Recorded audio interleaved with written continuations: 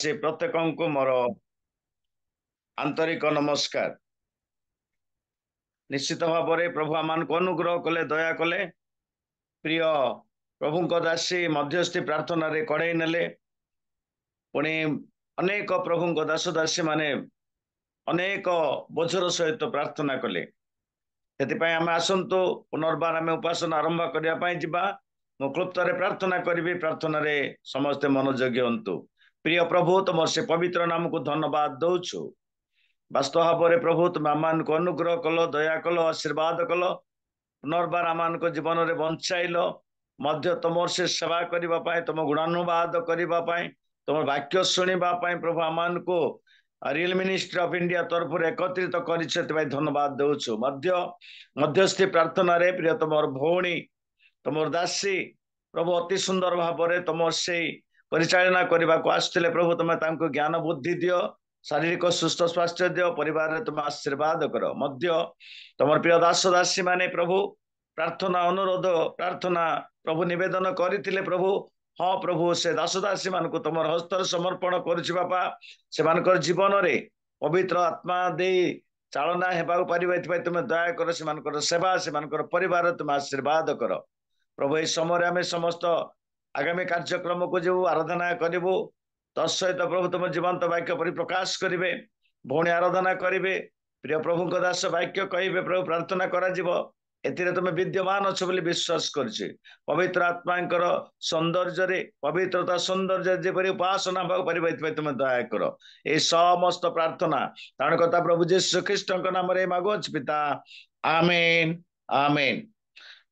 ए समय आमकर आराधना करिवार समय रही जे आमकर मध्य प्रिय भौणी प्रभु दासे अरुण ज्योति जेना आउ रियल मिनिस्ट्री ऑफ इंडिया तरफ अनुरोध करा से अनुरोध क्रमे भौणी मध्य आमकर सम्मुख में उपस्थित रही अछंती तेणु प्रभु जीशु ख्रीष्ट नाम मु आह्वान करे यही समय तांकर से आसीबे प्रभुंकर निमंते आराधना करी प्रशंसा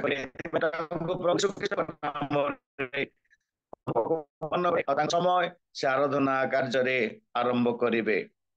प्रेज द लॉर्ड। बसने नमस्कार।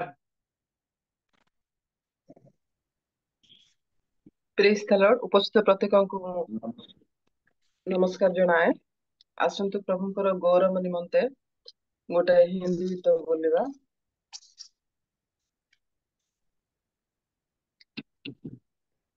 तेरा लहू बड़ा कीमती है प्रभु, तेरा लहू बड़ा कीमती है,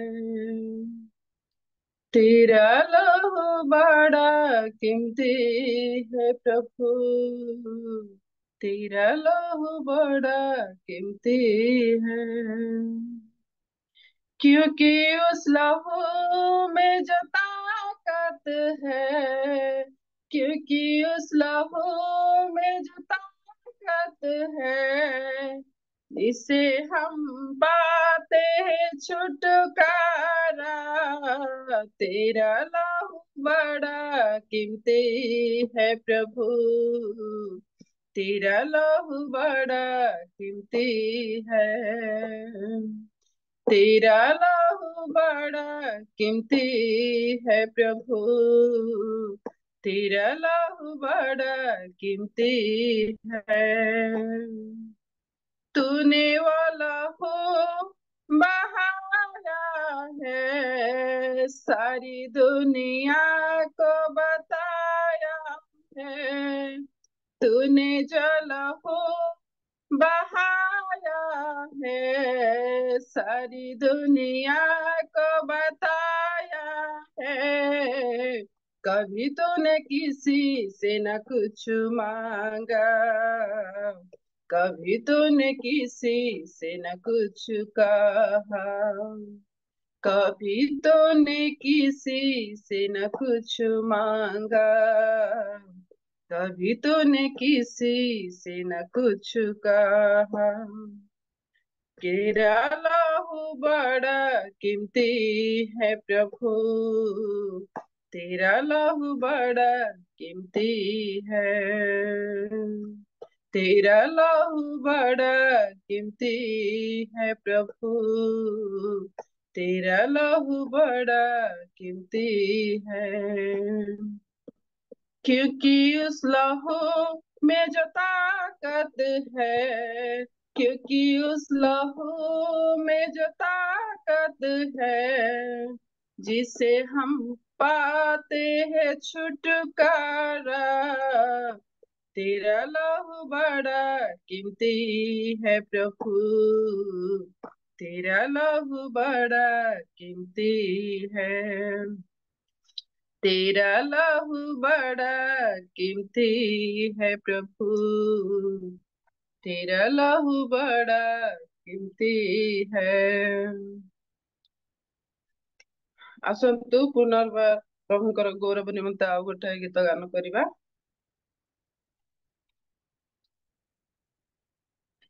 ईसु तो है महान, तेरी जय जयकार हो। ईसु तो है महान, तेरी जय जयकार हो। हो तेरी जय जयकार हो। तेरी जय जयकार हो। तेरी जय जयकार हो।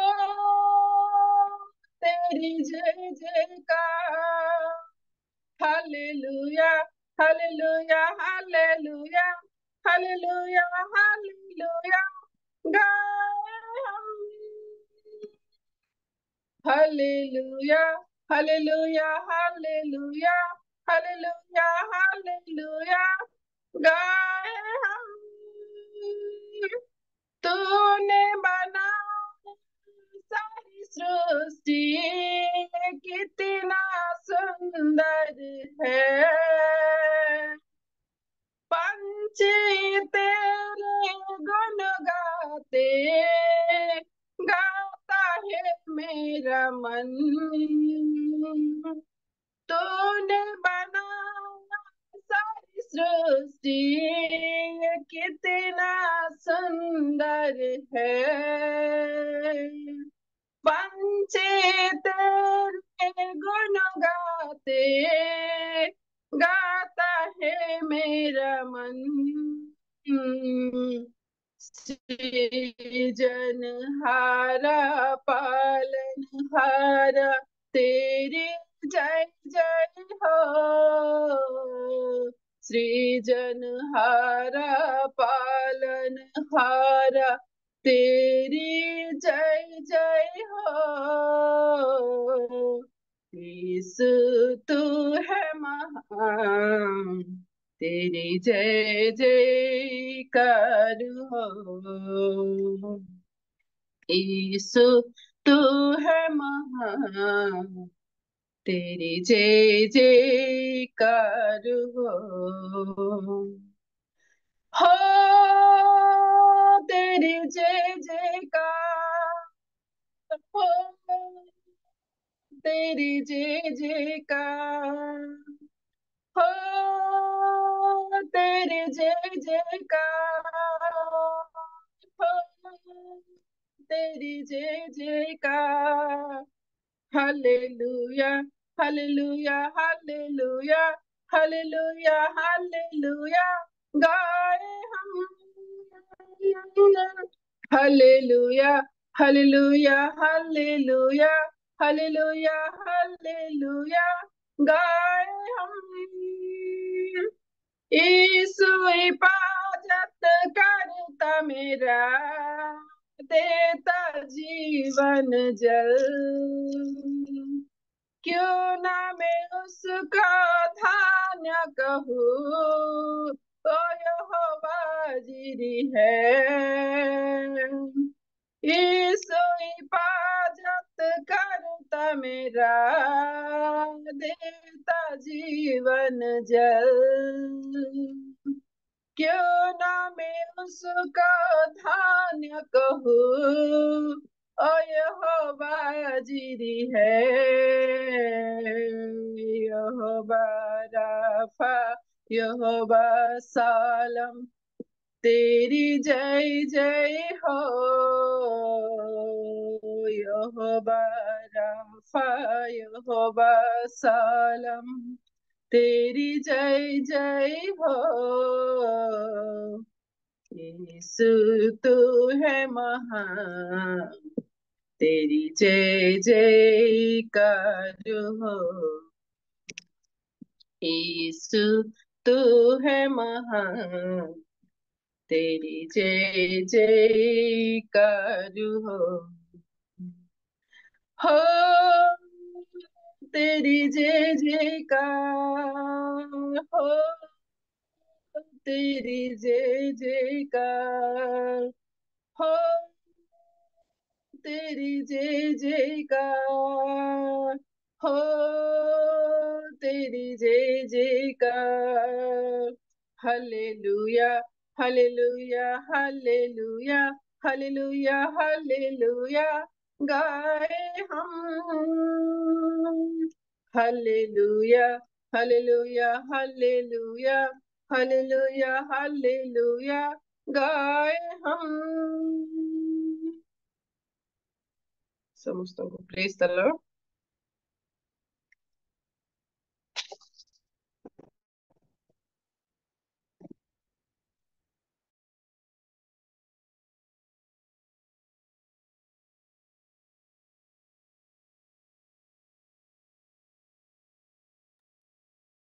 आंटी आउ दुईटा गीत गांतो एबे 5:15 ହେଲା, 15 ମିନିଟ ଅଛି।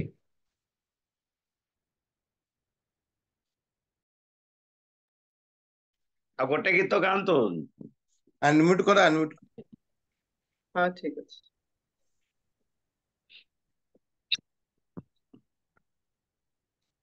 যিশু তুমি মোর আশা, গৌরবময় ভরসা। যিশু তুমি মোর আশা, গৌরবময় ভরসা।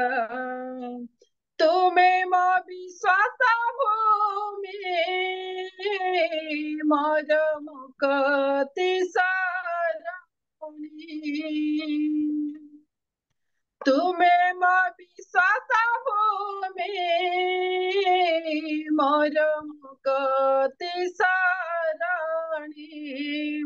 তোমা ঠারে রাখিছি মু দৃঢ় ভরসা, তোমা ঠারে রাখিছি মু দৃঢ় ভরসা। যিশু তুমি মোর আশা, যিশু তুমি মোর আশা,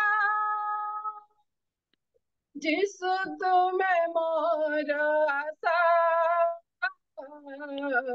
যিশু তুমি মোর আশা, গৌরবময় ভরসা। যিশু তুমি মোর আশা, গৌরবময় ভরসা। আসু দুঃখ নাই রসা, অবাধের ঝড় ক্লেশ। বিশ্বাসে প্রতিদিন কাটুথিবি এ জীবন। আসু দুঃখ নাই রসা, অবাধের ঝড় ক্লেশ। বিশ্বাসে প্রতিদিন কাটুথিবি এ জীবন। তুমি মো বিশ্বাস ভূমি, মোর মুক্তি সারণী। ତୁମେ ମୋ ବିଶ୍ୱାସ ଭୂମି, ମୋର ମୁକ୍ତି ସରଣୀ। ତୁମ ଠାରେ ରଖିଛି ମୁଁ ଦୃଢ ଭରସା, ଯିଶୁ ତୁମେ ମୋର ଆଶା, ଯିଶୁ ତୁମେ ମୋର ଆଶା, ଯିଶୁ ତୁମେ ମୋର ଆଶା। ଗୌରବମୟ ଭରସା, ଯିଶୁ ତୁମେ ମୋର ଆଶା। ଗୌରବମୟ ଭରସା, ଯଦି ନିନ୍ଦା ଅପମାନ ଦିଏ ଶତ୍ରୁ ସୟତନ, ହେବି ନାଇଁ ଭୟଭୀତ, ଗାଉଥିବି ଜୟ ଗୀତ। ଯଦି ନିନ୍ଦା ଅପମାନ ଦିଏ ଶତ୍ରୁ ସୟତନ, ହେବି ନାହିଁ ଭୟଭୀତ, ଗାଉଥିବି ଜୟ ଗୀତ। ତୁମେ ମୋ ବିଶ୍ୱାସ ଭୂମି, ମୋର ମୁକ୍ତି ସରଣୀ। ତୁମେ ମୋ ବିଶ୍ୱାସ ଭୂମି, ମୋର ମୁକ୍ତି ସରଣୀ। ତୁମ ଠାରେ ରଖୁଛି ମୁଁ ଦୃଢ ଭରସା, ତୁମ ଠାରେ ରଖୁଛି ମୁଁ ଦୃଢ ଭରସା, ଯିଶୁ ତୁମେ ମୋର ଆଶା, ଯିଶୁ ତୁମେ ମୋର ଆଶା, ଯିଶୁ ତୁମେ ମୋର ଆଶା। ଗୌରବମୟ ଭରସା, ଯିଶୁ ତୁମେ ମୋର ଆଶା। ଗୌରବମୟ ଭରସା।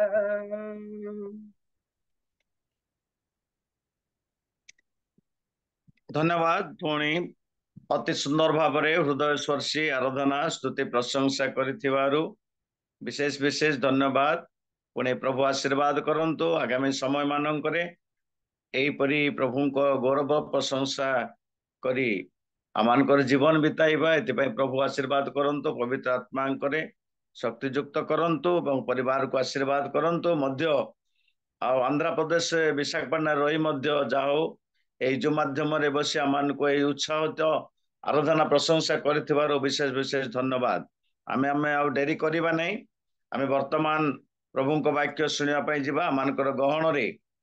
ଆଉ ରେଭରେଣ୍ଡ ଥୋମାସ ଜେନା, ଯାହାଙ୍କୁ ଆମମାନଙ୍କର ହିଲ୍ ମିନିଷ୍ଟ୍ରି ଅଫ୍ ଇଣ୍ଡିଆ ତରଫରୁ ଅନୁରୋଧ କରାଯାଇଛି, ମହାଶୟ ମଧ୍ୟ ପ୍ରଭୁଙ୍କ ଦାସ ଆମମାନଙ୍କର ସମ୍ମୁଖରେ ଅଛନ୍ତି। ମୁଁ ପ୍ରଭୁ ଯୀଶୁ ଖ୍ରୀଷ୍ଟଙ୍କ ନାମରେ ଆହ୍ୱାନ କରେ ବାକ୍ୟ ପରିବେଷଣ କରିବା ପାଇଁ।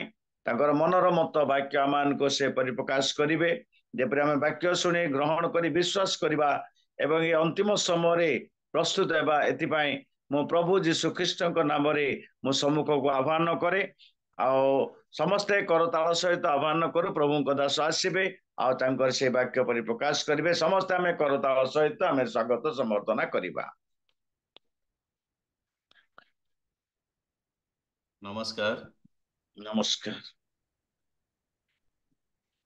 सर्वप्रथमे प्रभु को धन्यवाद दिए जी मते सुंदर सुजोग दे अछंती सेथि निमंते तत्सहित रियल मिनिस्टर होस्ट बाबू को भी धन्यवाद दिए और डिकन महाशय को धन्यवाद दिए। साथी रे आम भौणी जे आराधना रे खड़ाई नेले सेथि निमंते प्रभु को धन्यवाद दिए। तत्सहित समस्त महिमा प्रशंसा पुनर्बार प्रभु को रहेउ।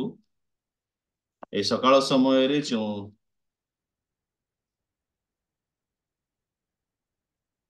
आमने एकत्रित एठारे अछु भिन्न भिन्न स्थान रे भिन्न भिन्न स्थान रु भिन्न भिन्न परिस्थिति रु प्रभु आमମାନଙ୍କୁ ଏହି ସୁନ୍ଦର ସୁଯୋଗ ଦେଉଛନ୍ତି ସେଥି ନିମନ୍ତେ ପ୍ରଭୁଙ୍କ ନାମକୁ ପୁନର୍ବାର ଧନ୍ୟବାଦ ଦିଏ। ଆଉ ଅନେକ ଦିନ ପରେ ଭାଇ ପିଟର ମତେ ସ୍ମରଣ କରିଥିଲେ ଗତ सोमवारिया संडे दिन मते फोन करथिले शनिवार दिन वाक्य प्रचार करिबा निमंते सेति निमंते मध्ये प्रभु को धन्यवाद दिए। आसंतु वाक्य को जीवा पूर्वरु प्रार्थना करिबा। पवित्र परमेश्वर तुम्हारे धन्यवाद करूछु स्तुति करूछु। तुमे राजा मानकर राजा प्रभु मानकर प्रभु देव मानकर देव पिता परमेश्वर शांति राजा धन्यवाद देउछु तुमे आज पर्यंत आमानंकु जीवित मानक मध्यरे वास करिबा निमंते सहाय्य करियछ। प्रभु एई सकाळ समय रे तुमरी वाक्य को आम माने ध्यान करिवु शिखिबु। तुमरी आत्मा द्वारा तुमे आमानंकु व्यवहार कर आ प्रभु प्रत्येक जीवन तुमे कथा कुह।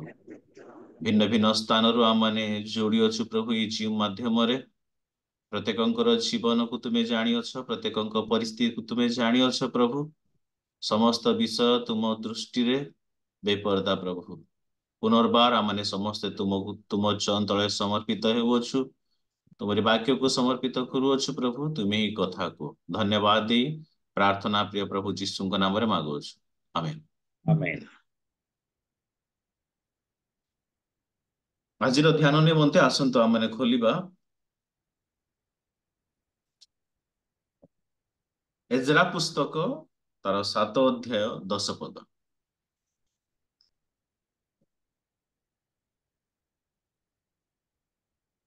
एजरा पुस्तक 7 अध्याय 10 पद सेटार एई पर लिखा जाए जेणु एजरा सदाप्रभुंक व्यवस्था अनुसंधान और पालन करिबाकू पुणी इस्राएल मध्यरे विधि और शासन शिक्षा देवाकू आपना मन निवेश करिथिले। पुनर्बार मु पढ़िबा चाहे जेणु एजरा सदाप्रभुंक व्यवस्था अनुसंधान और पालन करिबाकू पुणी इस्राएल मध्यरे विधि और शासन शिक्षा देवाकू आपना मन निवेश करिथिले।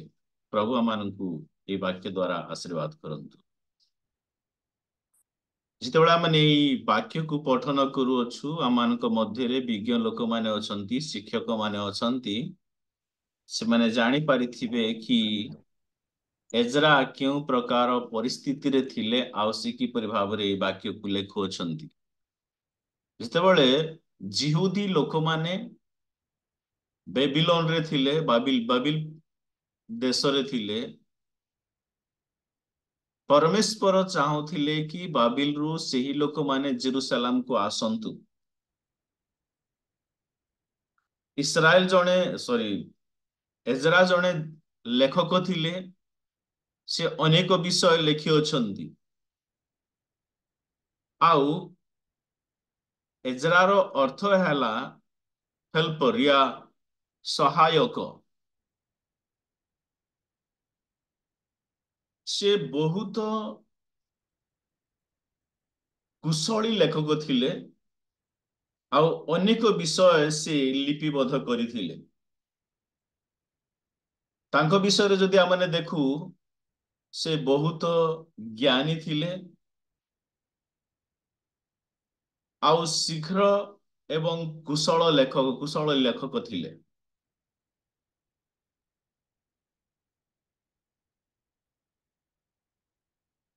एजरा प्राय 80 वर्षर इतिहास से लिखिथिले।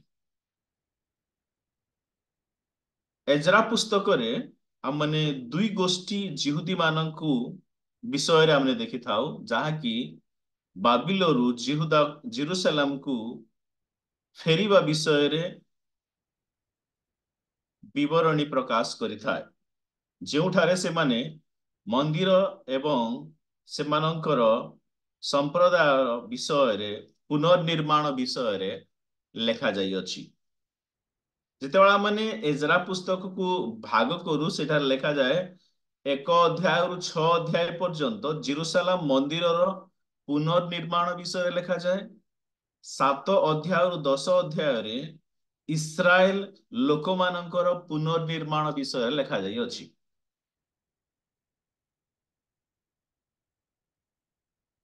किपरि भाबरे प्रभु सेमानंकु अनुग्रह कले आउ प्रभु सेमानंकु किपरि भाबरे अन्यर विरुद्धरु सेमानंकु पुनर्बार जेरूशलेम को फेराइले ए समस्त विषय एठार लिखा जाए। एजरा आरोनंकर जाजक वंशरु पुरोहित थिले या पुरोहित वंशरु से पुरोहित थिले, किंतु एजरांक जीवन रे परमेश्वर जहा कार्य कले से बाबिलोर राजप्रसाद को परित्याग करी जेरूशलेम को आसीथिले। जेपरिकी मोसा भी निजर जीवन राजप्रसाद को छाड़ी से इस्राएल लोक मानक निमंते कार्य करथिले, जहा कि लिखा जाए एब्री पुस्तक 11 अध्याय तार 24 रु 29। मोसांक विषय जति आपण माने देखु ताहा एब्री पुस्तक 11 अध्याय 24 रु 29 लिखा जाए।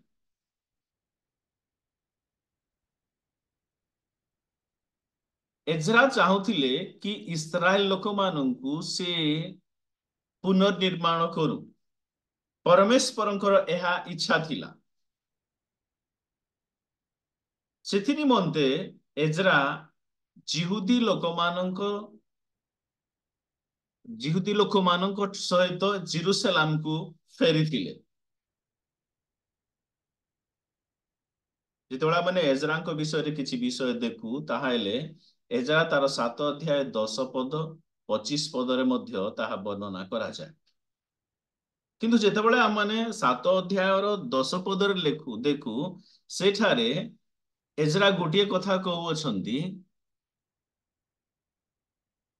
जेणु एजरा सदाप्रभुଙ୍କ व्यवस्था अनुसंधान और पालन करिबाकू पुणी इस्राएल मध्यरे विधि और शासन शिक्षा देबाकू सदाप्रभुଙ୍କ व्यवस्था अनुसंधान और पालन करिबाकू तत्सहित निज लोक मानक मध्यरे से परमेश्वरंकर विधि और शासन शिक्षा देवा निमंते आपना मन से निवेश कले।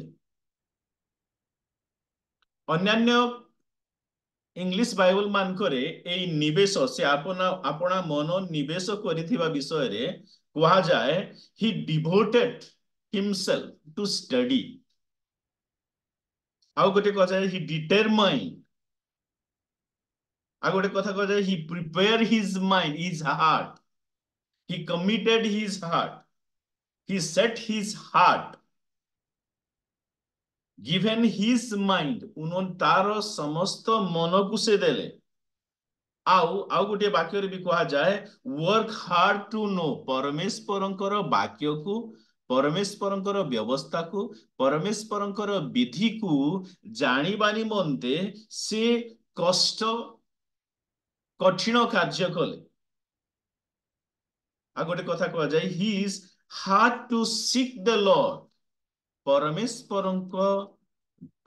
को खोजिबा निमंते से तार हृदय को से कौन कले प्रस्तुत कले, तार मन को तार हृदय को से प्रस्तुत कले एथि निमंते कि से सदा प्रभुंकर व्यवस्था को से अनुसंधान करि पारिबो,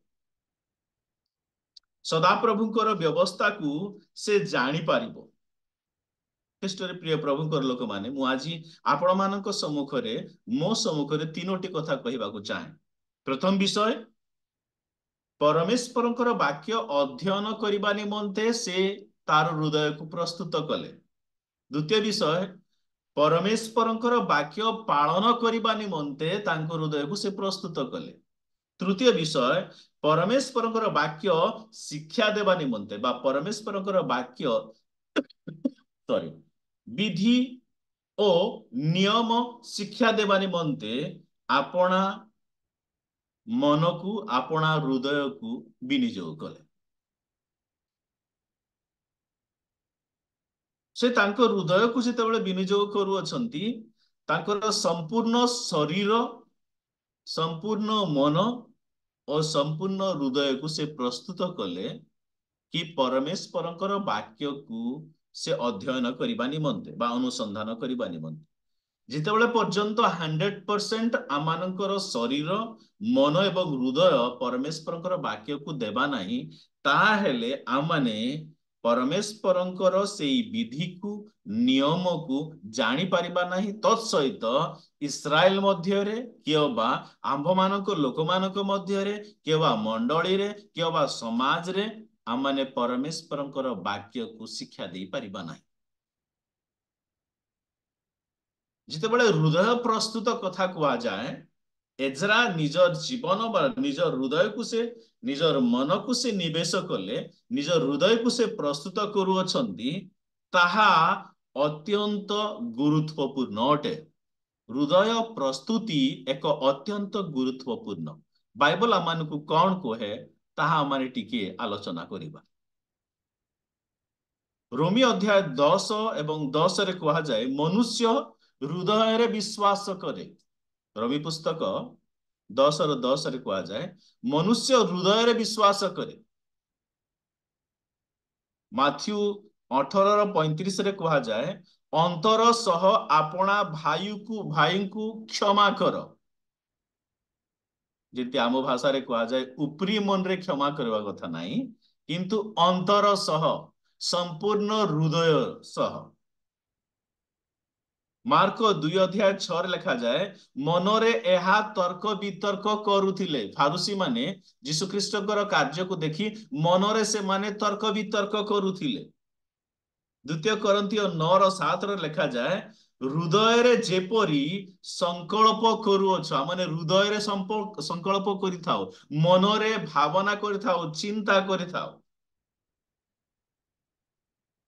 प्रथम जोहन 3:20-21 रे जते देखु आंभ मानकर हृदय आंभ मानकु दोषी करे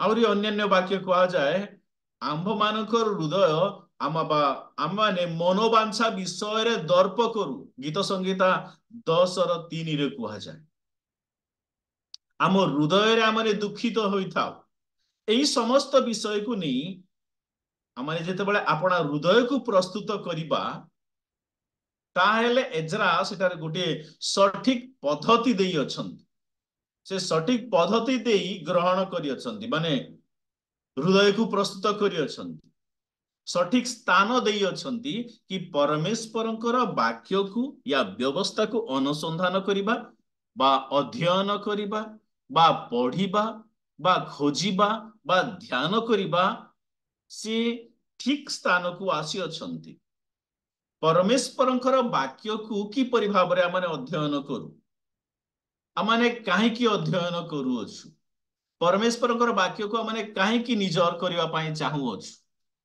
अनेक विषय कहा जाए जोहन 6:35 रे कहा जाए परमेश्वरंकर वाक्य द्वारा आमाने जीवनदायक आहार यीशु ख्रीष्ट निजे कहंती मु जीवनदायक आहार सेथि निमंते परमेश्वरंकर वाक्य को आमाने अध्ययन करूछु आमाने टिके पढ़ी देबा जोहन 6 अध्याय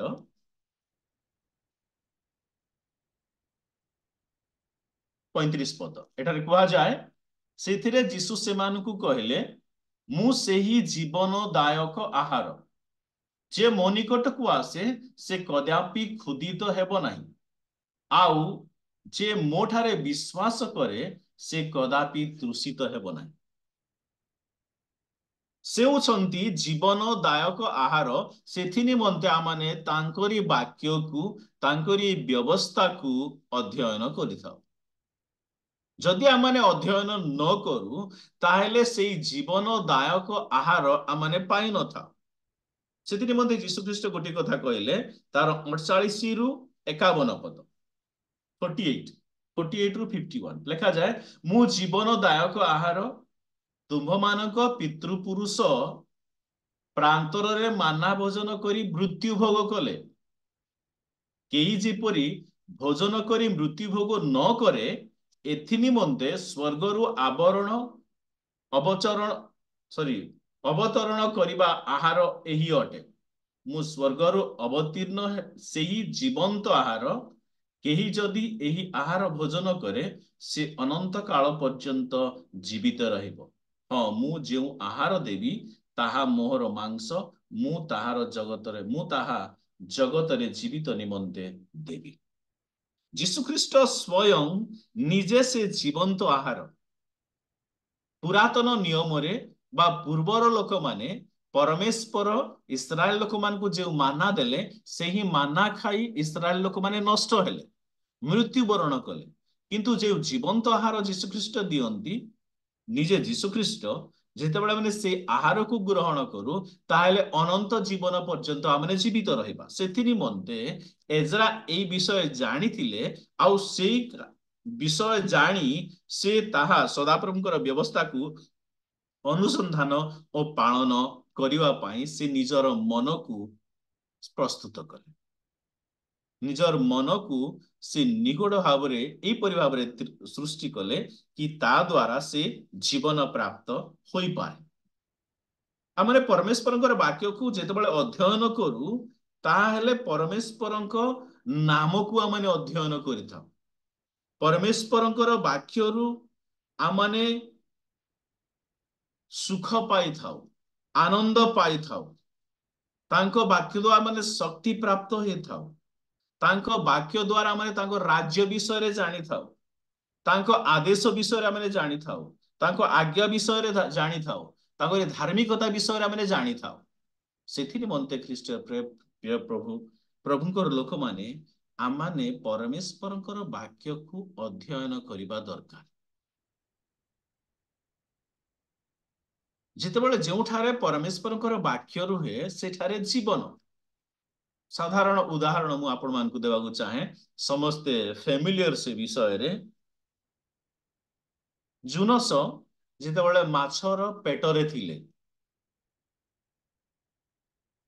ସେ ମାଛ ବି ପ୍ରୋବ୍ଲେମରେ ଥିଲେ, ଜୁନସ ବି ପ୍ରୋବ୍ଲେମରେ ଥିଲେ, ସମସ୍ୟାରେ ଥିଲେ।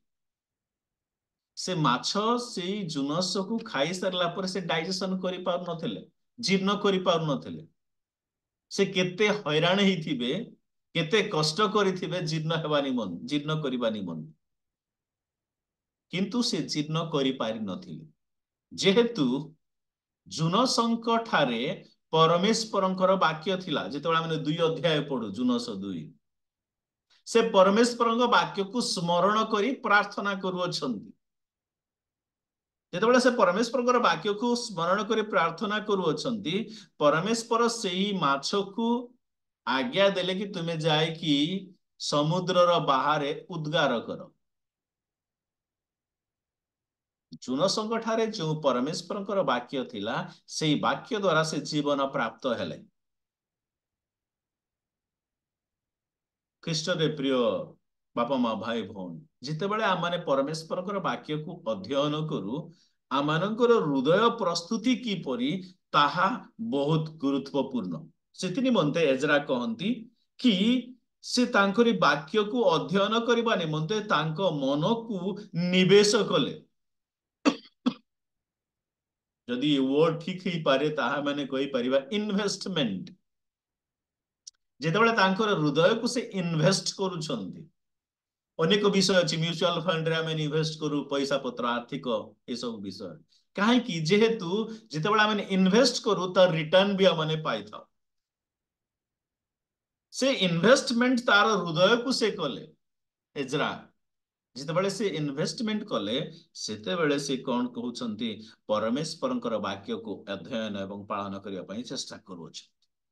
ଦ୍ୱିତୀୟ ବିଷୟ, ପରମେଶ୍ୱରଙ୍କର ବାକ୍ୟକୁ ଆମେ କିପରି ଭାବେ ମାନିବା, ପାଳନ କରିବା। ପରମେଶ୍ୱରଙ୍କର ସେଇ କଥାକୁ କିପରି ଭାବରେ ଆମେ ପାଳନ କରିବା, ମାନିବା ବା ପାଳନ କରିବାକୁ ଆମମାନଙ୍କର ଇଚ୍ଛା ରହିବା ଦରକାର। ପ୍ରଭୁଙ୍କର ଆଜ୍ଞାକୁ ଯେତେବେଳେ ଆମେ ପାଳନ କରୁ, ତାହେଲେ ଆମେ ପ୍ରଭୁଙ୍କ ପ୍ରତି ଆମର ପ୍ରେମ ଆମେ ପ୍ରକାଶ କରିଥାଉ, ଆମମାନଙ୍କର ପ୍ରେମର ପ୍ରମାଣ ଦେଇଥାଉ, ଯାହାକି ପ୍ରଥମ ଯୋହନ 5 ଅଧ୍ୟାୟ 2-3 ବାକ୍ୟରେ କୁହାଯାଏ। ଯେତେବେଳେ ଆମେ ପ୍ରଭୁଙ୍କର ବାକ୍ୟକୁ ପାଳନ କରୁଅଛୁ, ତାହେଲେ ଆମେ ତାଙ୍କ ପ୍ରତି ଆମମାନଙ୍କର ପ୍ରେମକୁ ଆମେ ପ୍ରମାଣ ଦେଖୁଅଛୁ। ଯେତେବେଳେ ଆମେ ପ୍ରଭୁଙ୍କର ବାକ୍ୟକୁ ପାଳନ କରୁ ଆମେ ତାଙ୍କ ପ୍ରତି ଆମମାନଙ୍କ ବିଶ୍ୱସ୍ତତା ପ୍ରଦର୍ଶନ କରୁଅଛୁ। ଯେତେବେଳେ ଆମେ ତାଙ୍କରି ବାକ୍ୟକୁ ଆମେ ପାଳନ କରୁଅଛୁ ଆମ ଜୀବନରେ ଏହାକୁ ଅଭ୍ୟାସ କରିବା ଦ୍ୱାରା ପରମେଶ୍ୱରଙ୍କୁ ମାନିବାକୁ ଏହି କାର୍ଯ୍ୟ ପ୍ରତିଦିନର କାର୍ଯ୍ୟ ହେବା ଦରକାର।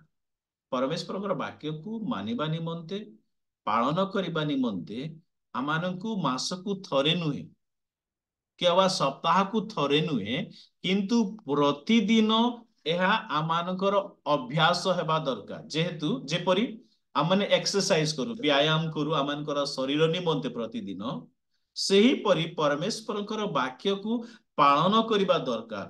ଯେହେତୁ ବାକ୍ୟ ପାଳନର ଅର୍ଥ ଆମ ବ୍ୟକ୍ତିଗତ ଶୁଦ୍ଧତା ହେବାର ଚାବିକାଠି। ଯେତେବେଳେ ଆମେ ବାକ୍ୟ ପାଳନ କରୁ ତାହେଲେ ଆମେ ପବିତ୍ରତାରେ ବଢିଥାଉ।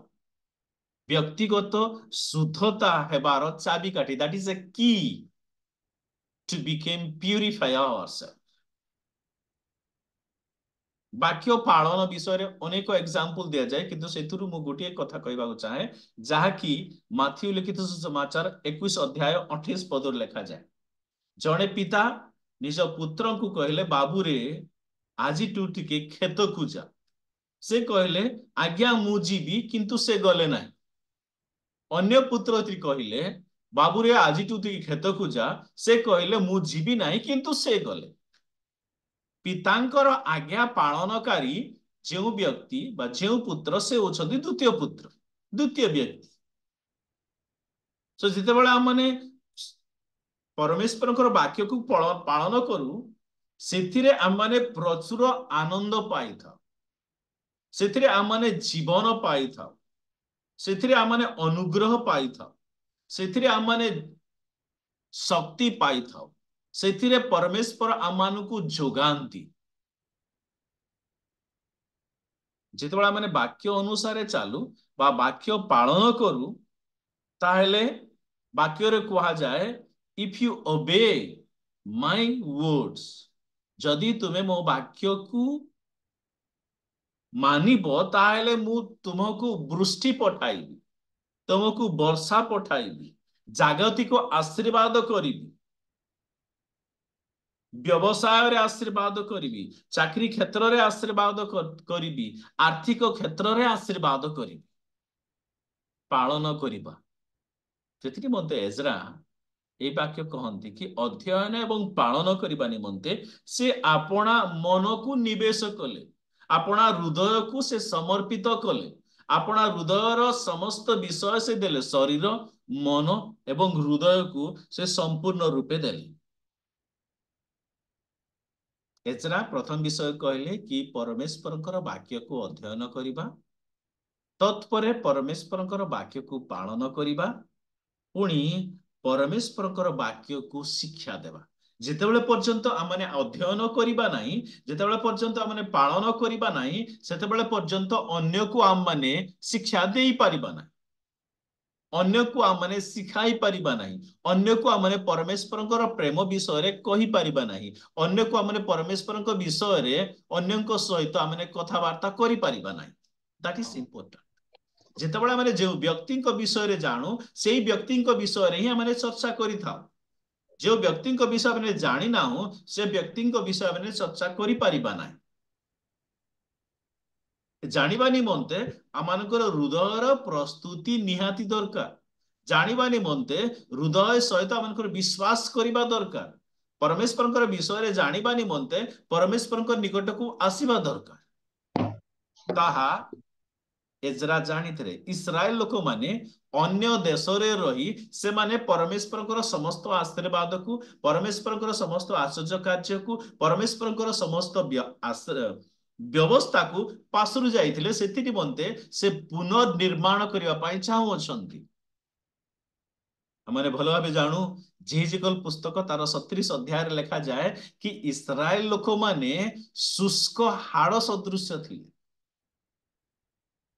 सुखी जाइथिले कोनोसी जीवन नथिला किंतु जेहिजिकल जेतेबेले परमेश्वरकर सेही भविष्यत वाक्य प्रचार करू अछंती सेठारे मांस भरुची रक्त शिरा प्रशिरा सबु भरी से माने गोटे गोटे योद्धा सदृश ठिया हो अछंती ख्रीष्टरे प्रिय प्रभुकर लोक माने जितेबेले से अध्ययन करिथिले ध्यान करिथिले पालन करिथिले परमेश्वरकर वाक्य को देले जेउठारे कोनोसी जीवन नथिला सेठारे जीवन प्रस्फुटित हैला बा जीवन आसिला तेणु ख्रीष्टरे प्रभुकर लोक माने आमानंकु परमेश्वरकर वाक्य को अध्ययन करिबा परमेश्वरकर वाक्य को जेतेबेले माने पालन करिबा ताहेले आमाने अन्य मानंकु शिक्षा देबा से आज्ञा दे अछंती यीशु ख्रीष्ट कि मार्क लिखित सुसमाचार 16 अध्याय 15 पदरे माथ्यू 28 अध्याय 20 पदरे समस्त ख्रिस्टियन विश्वासी